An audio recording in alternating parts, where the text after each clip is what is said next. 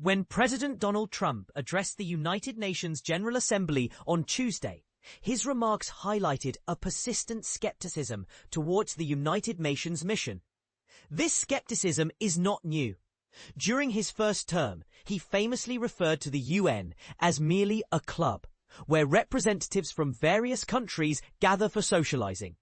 Fast forward to today, and it appears his views on this global institution have not shifted significantly. Since reclaiming the presidency, Trump has notably reduced US support for the UN. This includes a withdrawal from the UN Human Rights Council and cutting funding for essential programs, such as the United Nations Relief and Works Agency, UNRR, which provides crucial assistance to Palestinian refugees. Recently, his administration also declared that the US would not engage in a UN review concerning its human rights record, further distancing itself from the organization. In the early moments of his nearly hour-long speech, Trump criticized the UN for failing to meet its potential, stating, "All they seem to do is write a really strongly worded letter, and then never follow that letter up. It's empty words, and empty words don't solve war. The only thing that solves war, and wars, is action." His speech was marked by a series of contradictions and inaccuracies. For instance, he proclaimed his role in achieving peace while simultaneously threatening to obliterate drug cartels. He questioned the UN's relevance, but later assured UN Secretary-General Antonio Guterres that the US supports the organization wholeheartedly, saying, "I may disagree with it sometimes, but I'm so behind it because the potential for peace at this institution is great." Here are 7 notable moments from Trump's UN address. Technical difficulties right from the start. Trump opened his speech by announcing that the teleprompter was malfunctioning, humorously suggesting that the operator was in big trouble.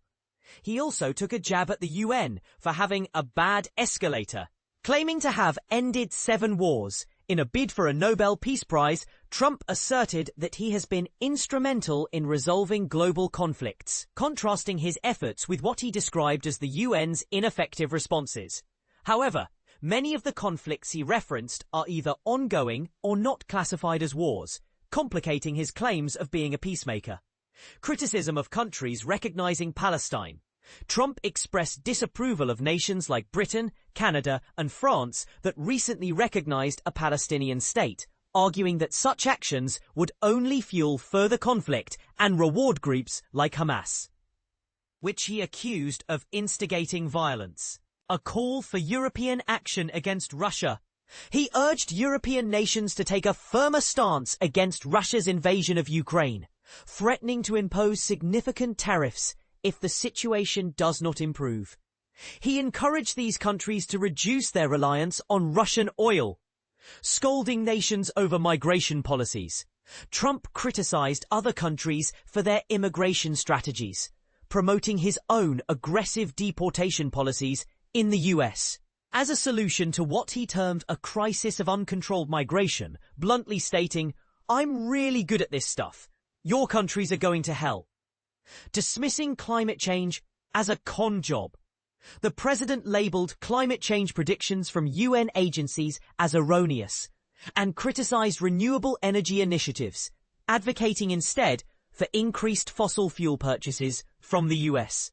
Contrasting speeches with Brazil's president following Brazilian President Luiz Inácio Lula da Silva's address, which emphasized the importance of multilateralism and warned against anti-democratic forces, Trump imposed a 50% tariff on many Brazilian goods. Despite this, he noted a brief, friendly interaction with Lula, suggesting they would meet again soon, although he quickly returned to criticizing Brazil's performance. In a recent interview, Lula emphasized the importance of mutual respect between leaders, regardless of personal feelings, stating, "What matters is that he's the head of state of the United States, and I'm the head of state in Brazil. We need to give support to these people and govern them the best way possible." As we reflect on these key moments from Trump's speech, it raises important questions about the future of US relations with the UN and other nations. How do you feel about Trump's approach to international diplomacy? Do you agree with his criticisms of the UN, or do you think they undermine global cooperation? Share your thoughts in the comments.